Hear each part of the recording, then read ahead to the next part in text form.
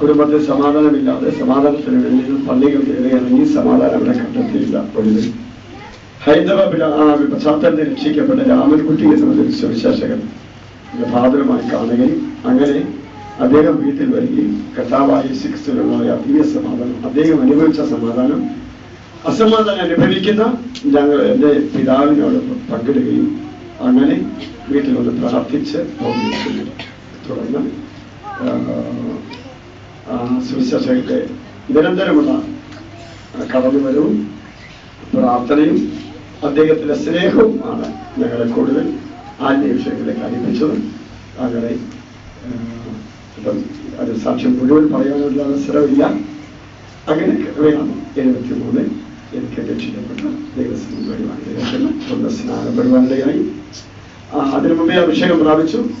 കർത്താവിന്റെ വേലയ്ക്ക് വേണ്ടി എന്നെ തന്നെ സമർപ്പിക്കുവാനിടയായി. അങ്ങനെ 75 മുതൽ ബൈബിൾ സ്കൂളിൽ പോയി പഠിക്കുവാനിടയായി. 77 മുതൽ പോകുന്ന സമയം സുവിശേഷ വരെ ആയി. ഇന്നോമ പാർസനേജ് പാർട്ട് 77 തുടങ്ങിയാണ് പാർസനേജ് വാസം. ഇന്ന് വരെയും അങ്ങനെ തന്നെ തുടരുന്നു. കർത്താവിന്റെ വരെ താമസിച്ചെങ്കിൽ നാട്ടിൽ ചെന്ന് തുടർന്നു അടുത്ത പാർസനേജിലേക്ക് ആഗ്രഹിക്കുന്നു.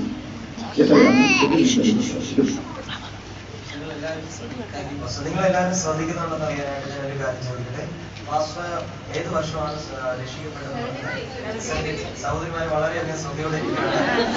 73 നമ്മൾ പലരും ഇവിടെ ഇരിക്കുന്ന പലരും ജനിച്ചിട്ടില്ല. ഞാൻ പോലും ജനിച്ചിട്ടില്ല. എന്നാൽ അതിനു മുന്നേ കർത്താവിനെ കാണുവാനായിട്ട് ദൈവദാസിന് ഭാഗ്യം കൊടുത്തു.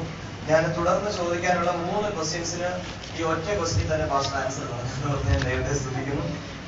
അടുത്ത ഞാനൊരു കാര്യം ചോദിച്ചോട്ടെ. ഞങ്ങളുടെ കുടുംബത്തിൽ നിന്ന് ഞങ്ങൾക്ക് ഒന്നും ഉണ്ടായിട്ടില്ല. കാരണം ഞങ്ങൾ രക്ഷിക്കപ്പെട്ടപ്പോൾ ഫാദറും മദറും ഞങ്ങളുടെ മക്കളെല്ലാവരും വിശ്വാസമാണ്. ഞങ്ങളുടെ റിലേറ്റീവ്സിൽ നിന്ന് വളരെ വേദനിക്കുന്നതുകൊണ്ട് എൻ്റെ ഫാദറിന്റെ പെങ്ങളുടെ ഭവനത്തിൽ ഒരിക്കൽ ഞാൻ ബൈബിൾ സ്കൂളിൽ പഠിക്കുന്ന സമയത്ത് കടന്നുപോയി. അവിടെ ചെന്നപ്പോൾ വളരെ നിന്ദ്യമായ ഭാഷയിൽ എന്നെ അവിടുന്ന് ഇറക്കി വിടുവാനിടയായിരുന്നു. ഇതിലും നല്ലത് നിങ്ങൾ ഏതെങ്കിലും ഒരു മുസ്ലിം സമുദായത്തിൽ ചെന്ന് ചേരുന്നതായിരുന്നു. ഞങ്ങളുടെ കുടുംബത്തിന് അപമാനം വരുത്തി എന്ന് പറഞ്ഞ് ഞാൻ വളരെ വേദനിപ്പിച്ചു. വളരെ ദുഃഖത്തോടു കൂടിയാണ് ഞാൻ ആ ഭവനത്തിൽ കടന്നത്. അങ്ങനെ ഒരു അനുഭവം എൻ്റെ മാവിയുടെ ഭവനത്തിൽ എനിക്കുണ്ടായിരുന്നു. പിന്നെ അതിനുശേഷം ഞങ്ങളുടെ ബന്ധുക്കളുമായിട്ട് അങ്ങനെ ഞങ്ങൾ അയൽവാസികളിൽ നിന്ന് ഒത്തിരി ബുദ്ധിമുട്ടുകൾ വന്നിട്ടുണ്ട്. കാരണം അത് എൻ്റെ ഫാദറിന് ഒരു പ്രയോജനമുണ്ടെന്ന് കണ്ടപ്പോൾ അവരിന്ന് വളരെ ബുദ്ധിമുട്ട് വന്നിട്ടുണ്ട്. എങ്കിലും അവരുടെ മുമ്പിൽ അന്ന് ഞങ്ങൾ നിന്നിച്ചില്ല. നമ്മുടെ അനേകരുടെ ജീവിതത്തിൽ ഇതുപോലെ തന്നെ കാണും. ചിലപ്പോഴ് നമ്മുടെ വിശ്വാസത്തിന് വേണ്ടി ഒറ്റയ്ക്ക് നിൽക്കുന്നവരായിരിക്കും, അല്ലെങ്കിൽ നമ്മുടെ വിശ്വാസത്തിൽ ശാരീരികമായ പീഡനങ്ങൾ ഇല്ല, ശാരീരിക പീഡനം ഇതുവരെ ഒന്നും വെച്ചിട്ടില്ല. ഒരിക്കൽ ഞങ്ങളൊരു പരസ്യവും നടത്തിക്കൊണ്ടിരുന്ന സമയത്ത് നിങ്ങളെ ചീന്തിക്കളയുമെന്ന് പറഞ്ഞ ഒരു മനുഷ്യൻ, ഒരു കത്തോലിക്കനായ മനുഷ്യൻ കരി തുള്ളിക്കൊണ്ട് എന്റെ അടുക്കിലേക്ക് വരികയും അദ്ദേഹത്തിന്റെ വിരൽ എന്റെ മുഖത്ത് എന്നാൽ എന്റെ മൂക്കിന്റെ ഭാഗത്ത് മുട്ടിയില്ല എന്ന പരിഗണത്തിൽ ഇങ്ങനെ നിന്ന് വിറച്ചു കൊള്ളുന്നു. പക്ഷെ തുടരാൻ ദൈവം അനുവദിച്ചില്ല. മറ്റൊരവസരത്തിൽ മറ്റൊരു പരസ്യയോഗത്തിൽ വെച്ച് ഒരു കമ്മ്യൂണിസ്റ്റ് നേതാവ് എന്റെ അടുക്കൽ നിന്ന് വന്ന് എന്റെ വേദവസത്തെ തട്ടി. പക്ഷെ അദ്ദേഹത്തിന് വരവെടുത്ത് മദ്യപിച്ചിട്ടുണ്ടായിരുന്നു. അദ്ദേഹത്തിന്റെ വരവെട്ടപ്പോൾ എനിക്ക് മനസ്സിലായി എന്റെ വേദവസ്ത്രം ഞാൻ മുറുക്കെ പിടിച്ചു. എനിക്കൊരു തട്ടി കിട്ടിയാൽ എന്റെ വേദവസ്ത്രം എനിക്ക് ഇഷ്ടമുണ്ടായിരുന്നു. ഒരു വേദവസ്ത്രം മുറുക്കെ പിടിച്ചുകൊണ്ട് വേദവസ്ത്രം തട്ടിയെങ്കിലും ഞാൻ വേദവസ്ത്രം ശരിക്കും മുറുക്കി പിടിച്ചു. അതുകൊണ്ട് അദ്ദേഹം എന്നെ ഒന്നും ചെയ്തില്ല. ആ കടലിലുണ്ടായിട്ട് വേറെ ചിലര് അദ്ദേഹത്തെ പിടിച്ചുകൊണ്ടിരുന്നു. അതുകൊണ്ട് അല്ലാതെ വേറെ ഒന്നും ഇതുവരെ ശാരീരികമായിട്ടുണ്ടാക്കി.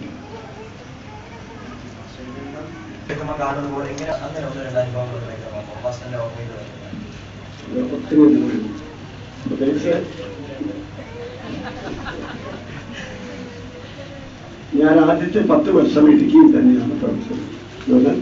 ഒരു വീട്ടിൽ നിന്ന് മറ്റൊരു വീട്ടിൽ പോകണമെങ്കിൽ മൈലുകൾ പോകണം, പല മലകൾ കയറി ഇറങ്ങണം, മണിക്കൂറുകൾ നടന്ന് കാല് കുഴഞ്ഞ് ഇരിക്കുന്ന അനുഭവം ഉണ്ടായിട്ടുണ്ട്.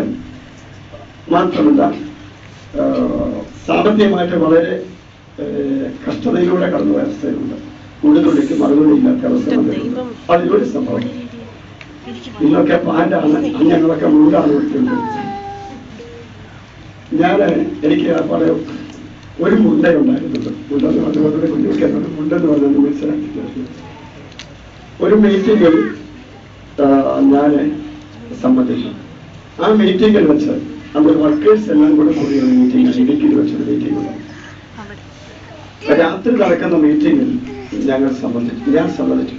അതിനിടയ്ക്ക് എനിക്ക് മുറ്റത്ത് പോകുവാനായിട്ട് എനിക്ക് തൊപ്പുവാനായിട്ട് മുറ്റത്ത് പോകണമെന്നുണ്ടായി. ആ സമയത്ത് ഞാൻ യോഗത്തിന്റെ ഇടയ്ക്ക് മുടങ്കാലിൽ ആത്മാവിലിങ്ങനെ ആരാധിച്ചുകൊണ്ടിരിക്കുക. അതിനിടയ്ക്ക് നിന്ന് 15 സമയത്ത് ഞാൻ പെട്ടെന്ന് മുറ്റത്തേക്ക് ഇറങ്ങി. ഞാൻ അതുപോലെ തന്നെ തിരിച്ചു കഴിഞ്ഞ് ഞാൻ ഒഴിക്കുന്നു. ആ യോഗം കഴിഞ്ഞപ്പോൾ എൻ്റെ ഒരു കൂട്ടുപ്രവർത്തകൻ എന്നെ ആ ഹോളിന്റെ ഒരു മൂലയിലേക്ക് വിളിച്ച് എന്നെ വളരെ ശാസിക്കുകയാണ്. അദ്ദേഹം പറഞ്ഞത് എങ്ങനെയാണ്: സഹോദര, വളരെ യോഗ്യമായിട്ട് വസ്ത്രധാരണം ചെയ്തു. എനിക്കൊന്നും മനസ്സിലായില്ല. ഇപ്പൊ ഞാൻ നമുക്ക് നോക്കിയപ്പോൾ എൻ്റെ വസ്ത്രത്തിന് ഒരു കുഴപ്പമില്ല. ഞാൻ ചോദിച്ചു, നിങ്ങൾ പറയുന്ന ക്ലിയറായി പറയണം, പറയുന്നതാണ് മനസ്സിലായില്ല, വ്യക്തമായി പറയുന്നു. അദ്ദേഹം പറഞ്ഞു, അദ്ദേഹം എന്നെ കണ്ട് തിരിച്ചയക്കാൻ വിശ്വാസികളും കണ്ടു. അപ്പം വിശ്വാസികൾ അവിടെ ഇരുന്ന വിശ്വാസികളൊന്നും കണ്ടില്ല. ഈ ശുശ്രൂഷകൻ പറഞ്ഞു, അദ്ദേഹം പറഞ്ഞത് എങ്ങനെയാണ്: നിങ്ങൾക്ക് വേറെ ഇല്ലാഞ്ഞിട്ടല്ലല്ലോ. അദ്ദേഹം വിചാരിച്ചു വേറെ എനിക്ക് പല ഡ്രസ്സുകളുണ്ട്, അതിലൊരു നല്ലതൊന്നും ഞാൻ എടുത്തുകൊണ്ട് വന്നിരുന്നെങ്കിൽ ഇങ്ങനെ പഠിക്കണം. പക്ഷെ എനിക്ക് അതുണ്ടായിരുന്നത് സഭയിൽ എനിക്കിതേ ഉണ്ടായിരുന്നുള്ളൂ, ഞാൻ വെളിപ്പെടുത്തിയില്ല. പക്ഷെ ആ മീറ്റിംഗ് കഴിഞ്ഞപ്പോൾ ആ ശുശ്രൂഷന്റെ വാക്ക്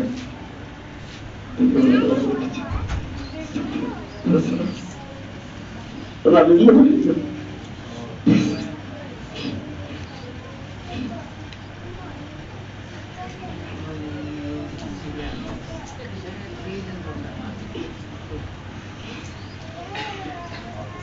ക്ഷമിക്കുക.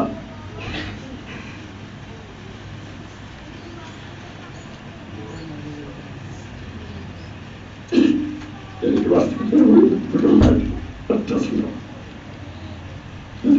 എന്റെ സുവിശേഷകാരി വേദന വേദനിപ്പിച്ച എന്റെ വസ്ത്രം കീഴിയതല്ല, എന്റെ കൂട്ടുകാർക്ക് എന്നെ വേദനിപ്പിച്ചതാണ്. പറഞ്ഞു കൊടുത്താം. വസ്ത്രങ്ങളിൽ എനിക്ക് ഒരു വിഷയമല്ല.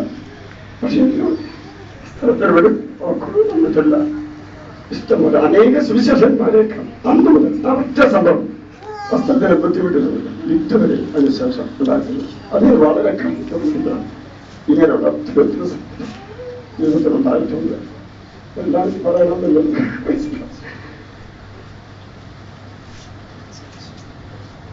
നമ്മുടെ ഹൃദയത്തിലെ തമ്മിൽ ഉണർത്തുന്ന ചില അനുഭവങ്ങളാണ് നമ്മൾ കേൾക്കുന്നത്. മക്കളെ, നമ്മുടെ കുഞ്ഞുങ്ങളൊന്നും ഇത് അറിയാതെയാണ് വളരുന്നത്. നമ്മുടെ യഥാർത്ഥത്തിൽ നമ്മുടെ അനുഭവങ്ങൾ നമ്മുടെ കുഞ്ഞുങ്ങളെ അറിയിച്ച് നമ്മൾ വളർത്തുന്നത്. അങ്ങനെയെങ്കിലും വലുതാകുമ്പോഴത്തേനും അതേ നമ്മുടെ ഏത് മാർഗത്തിൽ അവർ ഉപദേശിച്ചോ അതേ മാർഗത്തിൽ കുഞ്ഞുങ്ങൾ വരുവാനായിട്ട് വിചാരിച്ചിരും. ഇടയ്ക്കിടയ്ക്ക് നിങ്ങളുടെ കുഞ്ഞുങ്ങളെ അടുക്കെ വിളിച്ചിരുത്തി നിങ്ങളുടെ പഴയ നമ്മളാരും വലിയ സമ്പന്ന കുടുംബത്തിൽ നിന്നും വന്നവരൊന്നുമല്ല. നമ്മളെല്ലാം കേരളത്തിന്റെ പശ്ചാത്തലം നമുക്കറിയാം.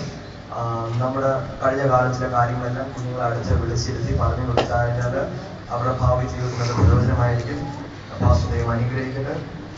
തുടർന്ന് ഇതിനെല്ലാം സ്വർഗത്തിൽ ചേരുമ്പോൾ പാസ്റ്റർ വളരെയധികം പ്രതിഫലമുണ്ട്. പ്രതിഫലം വാങ്ങിക്കുന്ന നാളിൽ നമുക്ക് എല്ലാവർക്കും ഒന്നിച്ച് പാസ്റ്ററുകളുടെ ചേർന്ന് സന്തോഷിക്കാനായിട്ട് ഇടയായിത്തീരും. അടുത്തതായിട്ട് ഞാൻ കേൾവിക്കാരുടെ അനുഗ്രഹത്തിനായിട്ട് പാസ്റ്റർക്ക് ഒരു കാര്യം ചോദിക്കട്ടെ. പാസ്റ്റർ ദൈവം ഒരു കുടുംബജീവിതം കൊടുത്തു, തലമുറകളെ ദൈവം ദാനമായിട്ട് കൊടുത്തു. എന്നാൽ പാസ്റ്ററുടെ കുടുംബം അല്ലെങ്കിൽ അനുഗ്രഹിക്കപ്പെട്ട ഈ കുടുംബ ജീവിതത്തിന്റെ രഹസ്യം എന്താണ്? പാസ്റ്റർ എങ്ങനെയാണ് പാസ്റ്റർ ഫാമിലി ലൈഫ് മാനേജ് ചെയ്യുന്നത്? എനിക്ക് തുണിയായിട്ടൊന്ന കുടുംബം വളരെ ശാന്തി സൗകര്യം വളരെ വിനയമുള്ള ഒരു സഹോദരി നാട്ടുകളുടെ ജീവിതം സന്തോഷമായി പോകും.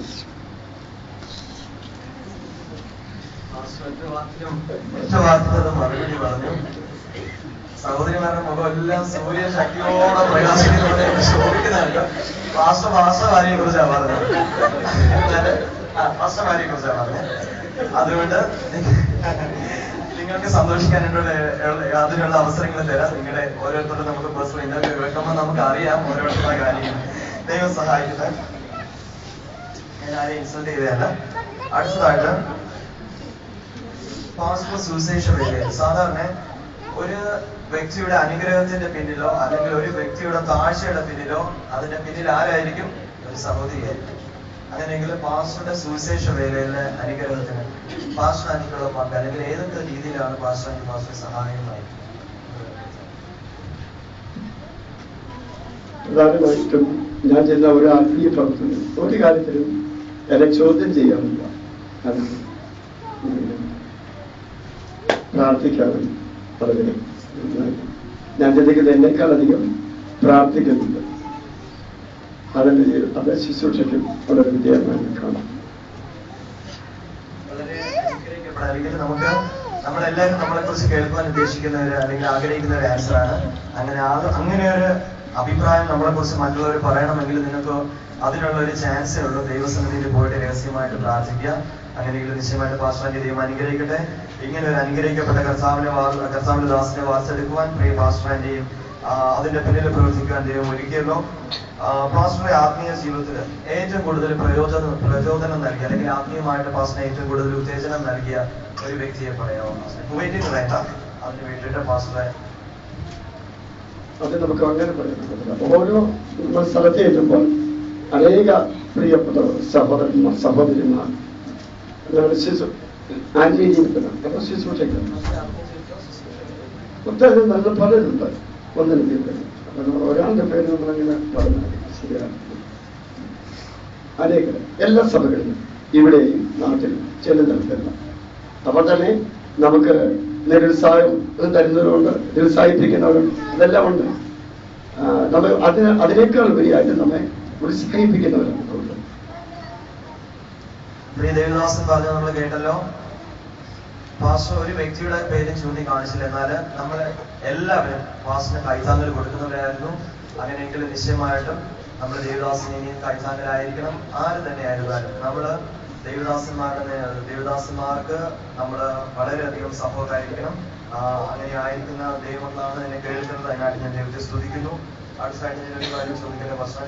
പാസ്റ്ററിന് സെൻട്രൽ പാസ്റ്ററായിട്ട് സഭാ നേതൃത്വം ചൂസ് ചെയ്തിട്ടുണ്ട്. എന്നാൽ ആ സ്ഥാനം എന്തുകൊണ്ടാണ് പാസ്റ്റർ എടുക്കുക? ഒന്നാമത് ഞാൻ രക്ഷിക്കപ്പെട്ട സമയം മുതൽ ദൈവവചനത്തിനാണ് കൂടുതൽ പ്രാധാന്യം കൊടുക്കുന്നത്. പ്രത്യേകിച്ച് അപ്പോസ്തലരുടെ പുസ്തകം 6-ാം അധ്യായം ആദ്യത്തെ തെരഞ്ഞെടുപ്പിൽ അപ്പോസ്തലന്മാർ പറഞ്ഞു, നിങ്ങൾ ജ്ഞാനവും വിശ്വാസവും പരിശുദ്ധാത്മാവും നിറഞ്ഞ 7 പേരെ തിരഞ്ഞെടുപ്പിൽ ഞങ്ങൾ ഈ ദൈവവചനം ഉപേക്ഷിച്ച് മേശവൻ ശുശ്രൂഷിക്കുന്നതിനായിട്ട് ഞങ്ങൾ പോകുന്നത് യോഗ്യമല്ല. ഞങ്ങളോ പ്രാർത്ഥനയിലും വചന ശുശ്രൂഷയിലും ഒത്തിരി. അപ്പോൾ ശുശ്രൂഷയെ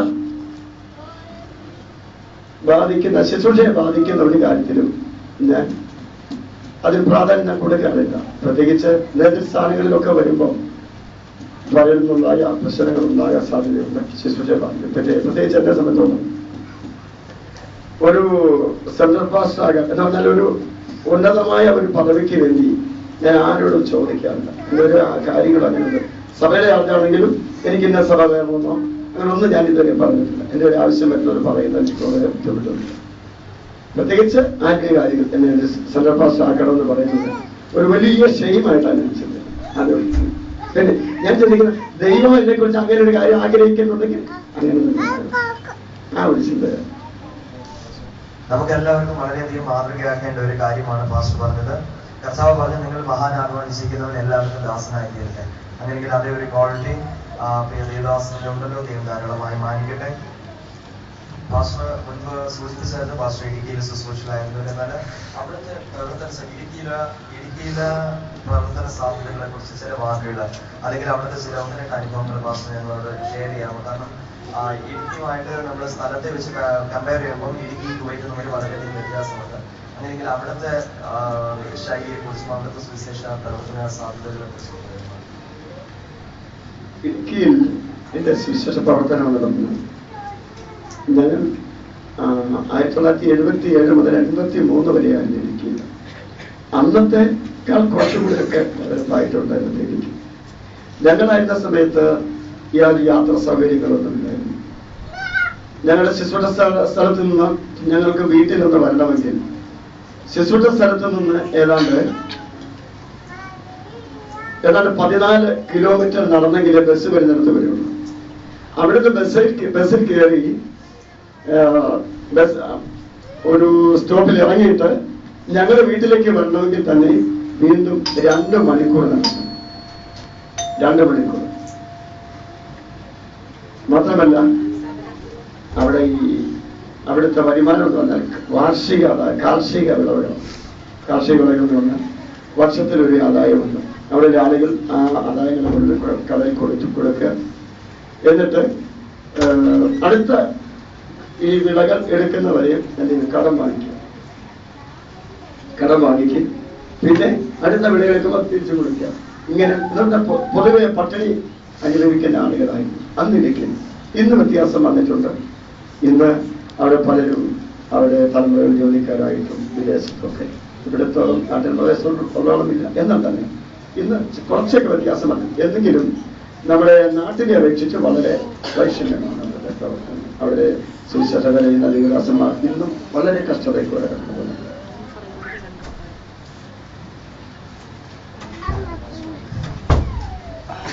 പാസ്റ്ററുടെ അടുത്ത ഞാനൊരു കുവൈറ്റ് ചർച്ച് ഓഫ് ഗോഡിന്റെ പാസ്റ്റർ ശുശ്രൂഷനായിരിക്കും.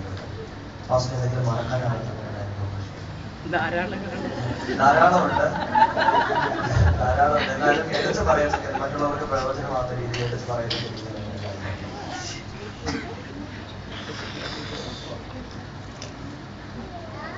അത് ഞാൻ ആദ്യം പറഞ്ഞതുപോലെ ഒത്തിരി അനുഭവങ്ങളുണ്ട്. പ്രത്യേകിച്ച് എൻ്റെ ജീവിതത്തിൽ ഈ വിദേശത്ത് വന്ന് ശുശ്രൂഷിക്കാന്ന് പറഞ്ഞാൽ അതൊരു പദവിയായിട്ട് നിൽക്കാണ്. പ്രത്യേകിച്ച് ദൈവം തന്ന ദർശനപ്രകാരമാണ് ഇവിടെ വരുന്നത്. ഞാൻ വന്ന ആദ്യത്തെ 3 മാസം ഇന്ത്യയിലായിരുന്നു അതിൽ താമസിച്ചിരുന്നത്. അന്ന് ഈ സഭയുടെ ചാർജ് എടുത്ത ആദ്യ സമയത്ത് നമ്മൾ 3 മാസത്തേക്ക് ഒരു 5-6 മാസത്തേക്ക് വളരെ എനിക്കൊരു സന്തോഷം ഇല്ലാത്തൊരവസ്ഥയിലാണ്. കാരണം സഭയുടെ അന്തരീക്ഷത്തിൽ, കാരണം പലരും വാടിയുള്ളൂ. എന്നോടല്ല ഇങ്ങനെ സഭ സ്പ്ലിറ്റായത് മാരേജിനോട് മനസ്സിൽ ഇങ്ങനെ പറയുന്നത് എപ്പോഴൊക്കെ എങ്ങനെ ഇരിക്കുന്നത്. എന്നാൽ അപ്പൊ ഞാൻ ഈ അവസ്ഥയിൽ ഞാനിങ്ങനെ ചിന്തിച്ചത് ഇങ്ങനെ ഈ സഭയിലാണ് ശുശ്രൂഷിക്കുന്നത് ചിന്തമാണ്. കാരണം ഞാനിവിടെ ശുശ്രൂഷിക്കുന്ന സഭയിൽ 300-ലധികം വിശ്വാസികളുടെ സഭയിലാണ് ഞാൻ ഇങ്ങോട്ട് വന്നത്. നല്ല ആത്മീയ അന്തരീക്ഷത്തിൽ ആരാധിക്കുന്ന സഭയാണ് താമസിച്ചത്. പെട്ടെന്ന് ഇവിടെ വന്നപ്പോൾ ഞാനിങ്ങനെ വളരെ നിരാശയോടെ ഇവിടെ ഗൾഫിൽ വെച്ച് ഞാൻ പ്രാർത്ഥിച്ചുകൊണ്ടിരുന്ന സമയത്ത് ദൈവം ദർശനം. ആ ദർശനം ഇങ്ങനെ നെൽപ്പാടങ്ങളാണ് കാണുന്നത്. ഇവിടെ വെച്ച് മരുഭൂമിൽ തന്നെ ഇങ്ങനെയുള്ള മലകൾ, താഴ്വരയിൽ വലിയ നെൽപ്പാടങ്ങൾ ഞാൻ കണ്ടു. ആ നെൽപ്പാടകളിൽ കട്ടകൾ ഇങ്ങനെ കൊയ്ത കൂട്ടി വെച്ചിരിക്കുന്നു. ചിലതിന്റെ ഒറ്റയ്ക്ക് വെച്ചിരിക്കുന്നു, കൂട്ടി വെച്ചിരിക്കുന്നു. അങ്ങനെ കൂട്ടി വെച്ചിരിക്കുന്ന ആ കട്ടകൾ ഇങ്ങനെ വലിയ കളപ്പുരകളൊക്കെ ഇരിക്കുന്നു. അപ്പൊ എനിക്ക് മനസ്സിലായി ഇവിടെ വലിയൊരു കൊയ്ത്തോടെന്ന് എനിക്ക് മനസ്സിലായി. പിന്നീട് എന്റെ ആ നിരാശകൻ പൂർണ്ണമായി മാറുന്നുണ്ട്. എനിക്കറിയാം ഇവിടെ ദൈവം ആത്മാക്കളെ തരും, സഭയിലേക്ക് വളർത്തുമെന്ന് എനിക്ക് നന്നായി എനിക്കറിയാം. ആ ശുഭപ്രതീക്ഷയോടുകൂടെ എന്നാണാവണം കർത്താവ് തന്ന കൃപയ്ക്ക് അനുസരിച്ച് പ്രവർത്തിപ്പാനായിരുന്നു ജീവിതത്തിലെ ഏറ്റവും വലിയ സന്തോഷം. പ്രത്യേകിച്ച് ഈ പോകാനുള്ള സമയത്ത് ഇത്രയും ആത്മാക്കളെ കണ്ട് സന്തോഷിക്കാം. കർത്താവിടെ ഏറ്റവും ഒരനുഭവമാണ്. വളരെ അനുഗ്രഹിക്കപ്പെട്ട ഒരു സാക്ഷ്യമായിരുന്നു. ദേവദാസിനെ ദൈവം അനുഗ്രഹിക്കട്ടെ. നിശ്ചയമായിട്ടും ദൈവം ധാരാളമായി മാനിക്കട്ടെ. അടുത്തതായിട്ട് പാസ്റ്റർ മുൻപ് ശുശ്രൂഷ പല സഭകളിൽ പാസ്റ്റർ ശുശ്രൂഷിച്ചിട്ടുണ്ട്. എന്നാൽ അവിടെ നിന്ന് ഇനിയും പാസ്റ്ററിന് ക്ഷണം ലഭിച്ചു കഴിഞ്ഞാൽ, എല്ലാ സഭകളിൽ നിന്നും പാസ്റ്ററിന് ക്ഷണം ലഭിച്ചു കഴിഞ്ഞാൽ ഏത് സഭയായിരിക്കും പാസ്റ്റർ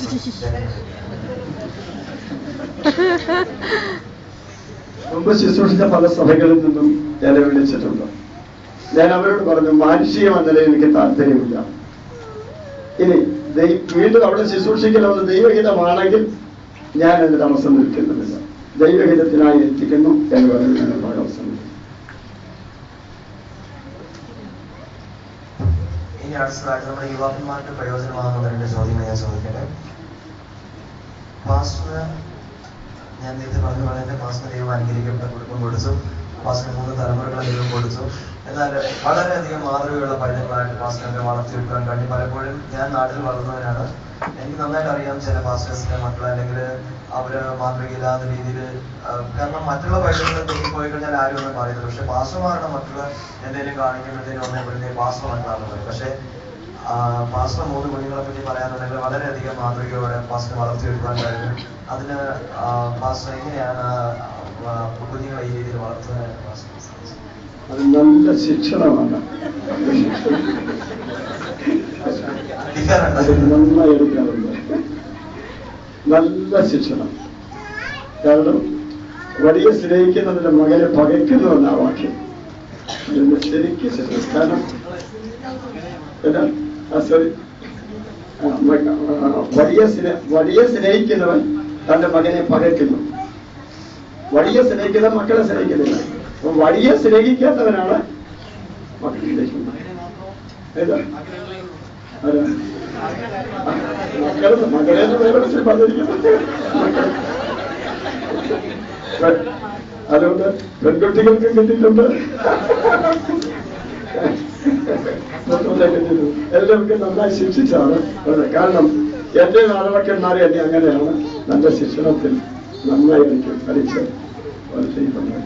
അതുകൊണ്ട് അത് മാതാപിതാക്കന്മാർ തന്നെയല്ല, എന്റെ ജ്യേഷ്ഠനും എന്നെ നന്നായി ശിക്ഷിച്ചിട്ടുണ്ട്. അപ്പൊ എനിക്കറിയാം ശിക്ഷണം നല്ല വഴിയുണ്ട്. ശിക്ഷണം മാത്രമല്ല ആദ്യ കാര്യങ്ങളിൽ അവര് അഭ്യസിപ്പിച്ചെടുക്കുന്ന കാര്യത്തിൽ ഞാൻ ശ്രദ്ധിക്കാറ്. അതാണ് കുഞ്ഞുങ്ങളുടെ മാതൃകകൾ നിൽക്കുന്നതിന്റെ രഹസ്യം. നമ്മുടെ പാസ്പോർട്ട് വീക്ഷണത്തിന് ഇന്നത്തെ ഈ കാലയളവിൽ കൂടുതൽ ഊന്നൽ നൽകി അല്ലെങ്കിൽ കൂടുതൽ ഇമ്പോർട്ടൻസ് നൽകി പ്രസംഗിക്കേണ്ടതായിട്ടുള്ള ഒരു വിഷയം നമ്മുടെ പെന്തക്കോസ്ത് തലമുറയ്ക്കോ അല്ലെങ്കിൽ ഇന്നത്തെ ക്രിസ്ത്യൻ കോളേജില് കൂടുതൽ സ്ട്രെസ് ചെയ്ത് പറയേണ്ടതായിട്ടുള്ള ഒരു വിഷയം മനസ്സോടമാകാം, സ്നാനമാകാം, അല്ലെങ്കിൽ മറ്റേതെങ്കിലും വിഷയങ്ങളാകാം. പാസ്റ്റിന്റെ വീക്ഷണത്തിൽ ഏത് വിഷയം? ഇന്നത്തെ തലമുറ എന്റെ വീക്ഷണത്തിൽ അവർ ദൈവവചനത്തിന് പ്രാധാന്യം കൊടുത്ത് ആ തിരുവചനപ്രകാരം മുൻപോട്ട് പോകുന്നുണ്ട്. 1-ാം നൂറ്റാണ്ടിൽ അല്ലെങ്കിൽ ആദ്യമായി നമ്മുടെ പിതാക്കന്മാർ ഇറങ്ങിയ അതേ ദർശനത്തിൽ അവർക്ക് നിൽക്കാൻ കഴിയുമെന്നുള്ളത്. അതിനുവേണ്ടി മാതാപിതാക്കന്മാർ അവരെ ആ നിലയിൽ അഭ്യസിപ്പിക്കുന്നെങ്കിൽ നിശ്ചയമായി അനുകരിക്കുന്ന തലമുറയെ വാർത്തെടുക്കാൻ കഴിയുമെന്ന് വിശ്വാസം. കേൾവിക്കാരുടെ ആശ്വാസത്തിന് വേണ്ടി ഞാനൊരു കാര്യം പറയാം. 5 മിനിറ്റിൽ ഈ ഡിസ്കഷൻ അവസാനിക്കുന്നതാണ്. ചിലരൊക്കെ വലിയ നെടുവീർപ്പൊക്കെ ഇടുന്നുണ്ട്. നമ്മുടെ നെടുവീർപ്പെല്ലാം ദൈവം തീർക്കുന്നതിനായിട്ടുള്ള ദൈവം അനുഗ്രഹിക്കട്ടെ. ഈ കാലയളവിൽ യുവാക്കൾ അവരുടെ ആത്മീയ ജീവിതത്തിന് നേരെ വളരെയധികം വെല്ലുവിളികൾ നേരിടേണ്ടി വരുന്നു. എന്നാൽ അവ എങ്ങനെ തരണം ചെയ്യാം എന്നതിനെ കുറിച്ചും അല്ലെങ്കിൽ എപ്രകാരമുള്ള വെല്ലുവിളികളാണ് യുവാക്കൾ തരണം ചെയ്യുന്നതിനെ കുറിച്ചും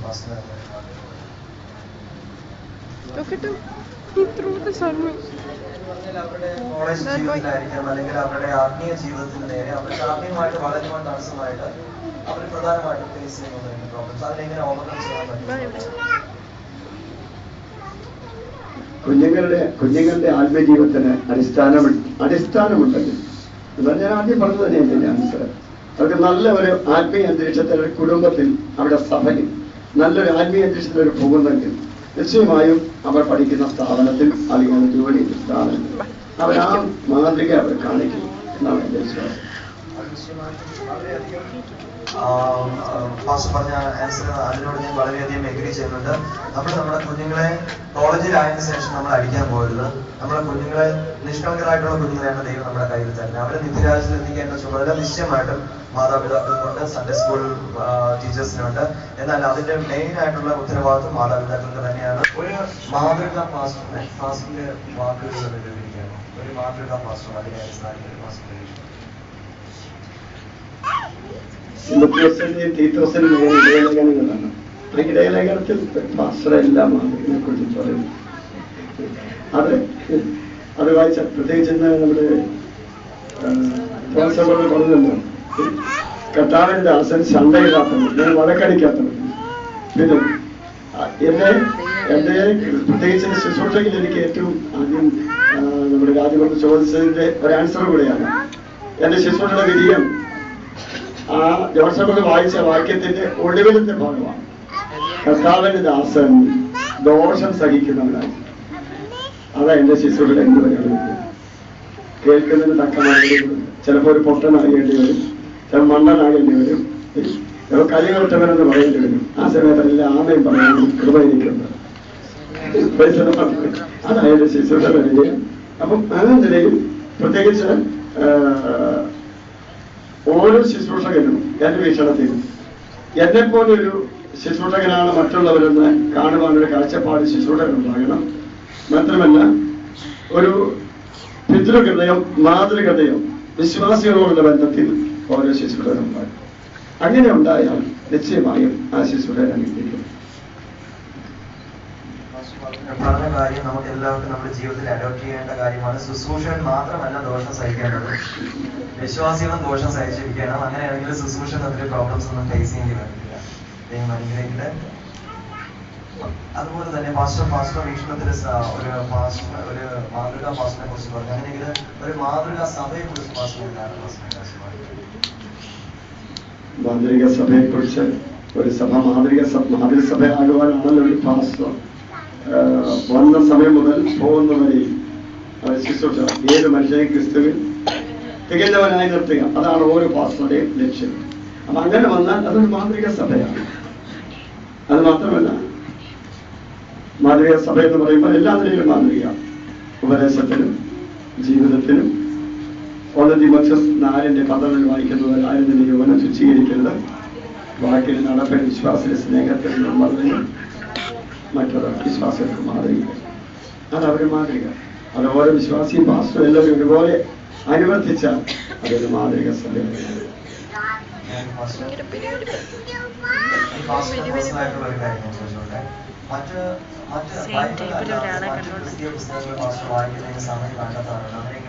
ഏത് പുസ്തകം ആണ് പാസ്റ്റർ ഏറ്റവും ഇഷ്ടപ്പെട്ട പുസ്തകം? ഇഷ്ടപ്പെട്ട എഴുത്തുകാരൻ? ക്രിസ്തീയ പുസ്തകം. ക്രിസ്തീയ പുസ്തകം എൻ്റെ പ്രത്യേകിച്ച് നാട്ടിലെ ലൈബ്രറിയിൽ എനിക്കറിയ പുസ്തകം എനിക്ക് നല്ല ഞാൻ വചനം പഠിക്കുവാൻ എനിക്ക് ഇന്ന് ദാഹമുണ്ട്. പല പുസ്തകങ്ങൾ പ്രത്യേകിച്ച് എഴുത്തുകാരൻ ഞാൻ ലൈബ്രറിയിൽ ഏത് നല്ല പുസ്തകം കണ്ടാൽ ഞാൻ എടുക്കാറുണ്ട്. KV ജോൺ പത്തനാപുരം അദ്ദേഹത്തിന്റെ പുസ്തകമൊക്കെ കണ്ടാൽ ഞാൻ അദ്ദേഹം പത്രകാരനാണ്. പരിശുദ്ധാത്മാവ് അന്യഭാഷ അടയാളത്തിലുള്ള പരിശുദ്ധാത്മാവ് എന്നൊരു വിഷയം ഒഴികെയുള്ള എല്ലാ വിഷയങ്ങളും നന്നായി പഠിക്കാറുണ്ട്. KV ജോൺ പത്തനാപുരത്തിന്റെ പുസ്തകമാണ് എനിക്ക് ഏറ്റവും പറയുന്നത്. അദ്ദേഹത്തിന്റെ പരിശുദ്ധാത്മാവിന്റെ പുസ്തകം ഞാൻ എടുക്കാറില്ല, അല്ലാതെ ബൈബിൾ പഠനത്തിലൂടെ എനിക്ക് വളരെ ഇഷ്ടമാണ്. സകലം ശോധനയിൽ നല്ലത് മുറുകെ പിടിക്കാനാണ് ദൈവവചനം പറയുന്നത്. വേർപാടുകാരാണെങ്കിലും അവരൊന്നും നമ്മളിന്ന് ബന്ധുക്കാരും മറ്റുള്ളവരെ നോക്കി പഠിക്കേണ്ട ഒരു കാലഘട്ടമാണ്. നമ്മൾ മറ്റുള്ളവർക്ക് മാതൃകയായിരുന്നു, എന്നാൽ ഇന്ന് നമ്മൾ മറ്റുള്ളവരുടെ മാതൃക കണ്ടു പഠിക്കണം. ദൈവം അനുഗ്രഹിക്കട്ടെ. അതുപോലെ തന്നെ ബൈബിളിൽ ഫസ്റ്റ് ഏറ്റവും ഇഷ്ടപ്പെട്ട ഒരു ക്യാരക്ടർ, ഒരു കഥാപാത്രം? അതുപോലെ ബൈബിളിലെ ഫസ്റ്റ് ഏറ്റവും ഇഷ്ടപ്പെട്ട പുസ്തകം?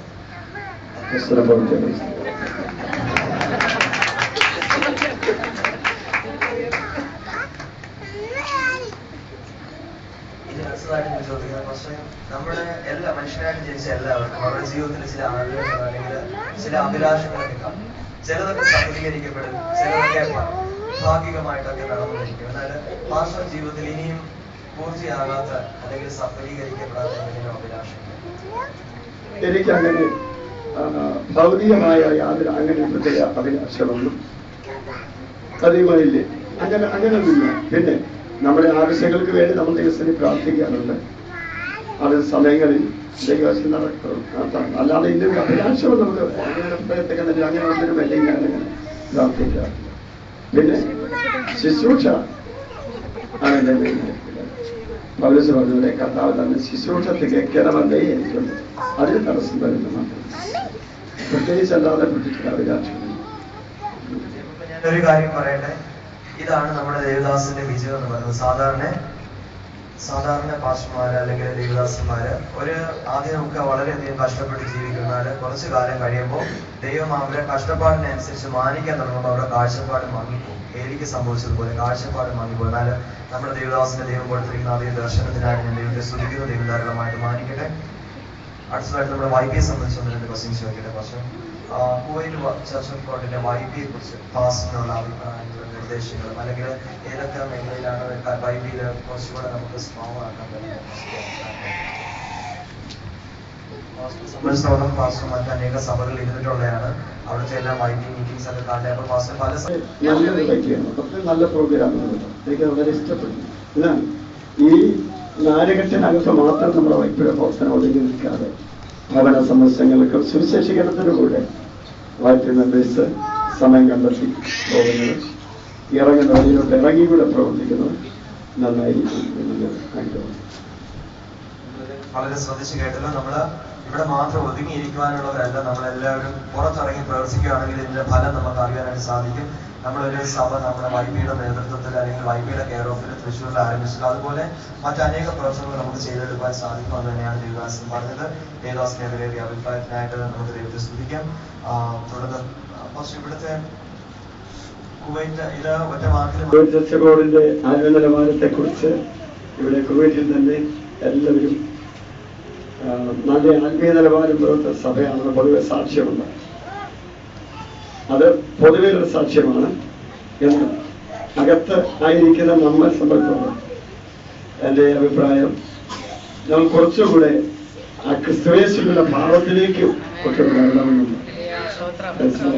എന്ന് പറഞ്ഞാൽ സഹിക്കുവാനും ക്ഷമിക്കുവാനും മറ്റുള്ളവരുടെ കൈപ്പേറിയ അനുഭവം വന്നിട്ടുണ്ട്, ശരിയാണ്. എന്നാൽ അത് മറക്കുവാനും ഈ കുവൈറ്റ് കൊണ്ട് കഴിയണം എന്നൊരു ആഗ്രഹമുണ്ട്.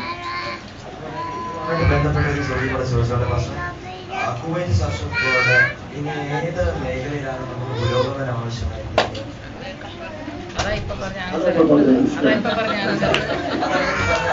ബന്ധപ്പെട്ട ഒരു ചോദ്യമാണ് ഞാൻ ചോദിച്ചത്. ഞാൻ എങ്ങനെ ചെയ്യുന്നു ചോദിച്ചോട്ടെ പാസ്റ്റർ. അതോടുകൂടി നമ്മുടെ ഡിസ്കഷൻ അവസാനിക്കാനാണ് ആവശ്യപ്പെടുന്നത്. പാസ്റ്റർ YPയെ കുറിച്ചുള്ള സജഷൻസ് പാസ്റ്റർ പറഞ്ഞായിരുന്നല്ലോ. എന്നാൽ അത് ഏത് രീതിയിൽ നമുക്ക് പ്രവർത്തിക്കാൻ കഴിയും? നമ്മുടെ ഈ നാലുകെട്ടിൽ ഒതുങ്ങി നിൽക്കാൻ പാടില്ല, എന്നാലും നമുക്ക് ഏത് രീതിയിൽ അതിനെ വിശാലമാക്കാൻ കഴിയും? YPയുടെ പ്രത്യേകിച്ച് നമ്മുടെ യുവജനങ്ങൾ ഇറങ്ങി മറ്റു സുവിശേഷീകരണത്തിന് വേണ്ടി ഞാൻ സമയം കണ്ടെത്തുക. അതുപോലെ തന്നെ നമ്മുടെ നാട്ടിലും അതുപോലെ വടക്കേരിയിലും കർത്തവ്യം അനുഭവിക്കുന്ന സുവിശേഷകരെ സഹായിപ്പാൻ്റെ കൊണ്ടും നമുക്ക് കഴിഞ്ഞെങ്കിൽ അത് നല്ലതാണ്. സുവിശേഷകരെ മാത്രമല്ല, കർത്തവ്യം അനുഭവിക്കുന്ന പാവപ്പെട്ട ദൈവമക്കളുടെ വിശ്വാസികളുണ്ട്, വീടില്ലാത്തവര്, അതുപോലെ വിവാഹം കഴിച്ച് അയക്കാൻ നിവർത്തിയില്ലാതിരിക്കുന്ന കുഞ്ഞുങ്ങളെ വിവാഹം കഴിച്ച് നിവർത്തിയായിരിക്കുന്ന മാതാപിതാക്കളുണ്ട്. ആ കുഞ്ഞുങ്ങൾ വിവാഹത്തിന് വേണ്ടി അങ്ങനെ YPയുടെ പേരിൽ ആത്മീയ പ്രവർത്തനം മാത്രമല്ല ഭൗതികമായ ചില കാര്യങ്ങൾ കൂടെ ചെയ്യുന്നത് നന്നായി. ഇപ്പൊ തന്നെ നമ്മൾ YPയുടെ പേരിലാണ് ഓട്ടുപാറ തൃശ്ശൂർ നമ്മുടെ സഭ എടുത്ത് സപ്പോർട്ട് ചെയ്യണം. നല്ല പ്രശംസനീയമായ കാര്യമാണ്. അതുപോലെ അത് പിന്നെയും നല്ല നല്ല ചാരിറ്റി പ്രവർത്തനം ചെയ്യണം, മറ്റുള്ളവർക്ക് ആശ്വാസം നൽകണം എന്ന് അതുകൊണ്ട് ചെയ്താൽ നന്നായിരിക്കും എന്നാണ് എൻ്റെ ആഗ്രഹം.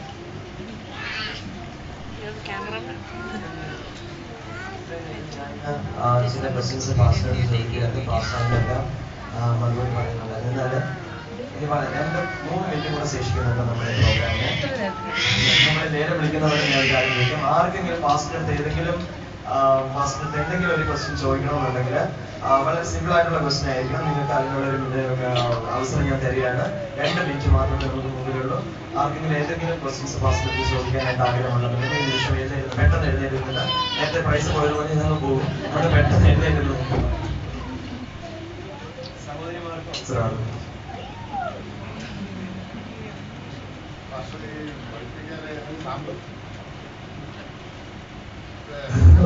സുവിശേഷകരുടെ നോർത്ത് ഇന്ത്യയിലും മറ്റ് സ്ഥലങ്ങളിലും അവര് സാമ്പത്തികമായി സഹായിക്കുന്നത്, അതിനുള്ള ഫണ്ട് നമ്മൾ അത് എങ്ങനെ അവർക്ക് ഉണ്ടാക്കാവുന്നതോടെ ഒന്ന്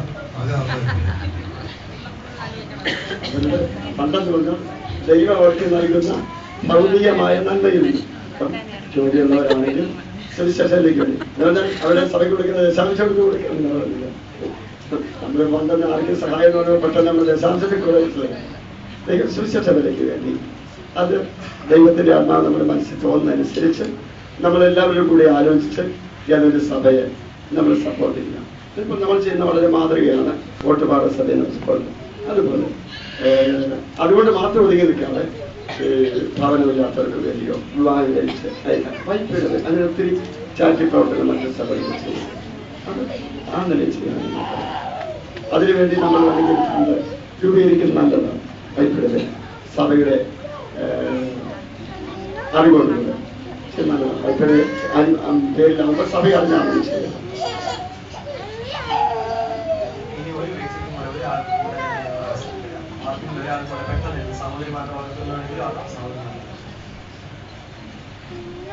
ആത്മാവ് പ്രേരിപ്പിക്കുന്ന ഞാൻ പ്രതീക്ഷിക്കുന്നു. നമ്മുടെ ഡിസ്കഷൻ ഇവിടെ അവസാനിച്ചിരിക്കുകയാണ്. വളരെയധികം ക്ഷമയോടുകൂടെ പാസ്റ്റർ എല്ലാ ക്വസ്റ്റ്യൻസിനും വളരെയധികം നമുക്ക് തൃപ്തികരമായിട്ടുള്ള ആൻസേഴ്സ് ദൈവം തന്നു. അതിനോർത്ത് ഞാൻ പാസ്റ്ററിന് നന്ദി പറയുന്നു. നമുക്കെല്ലാവർക്കും പാസ്റ്ററിന് സന്തോഷസൂചകമായിട്ടൊന്ന് കൈയടിച്ചാൽ.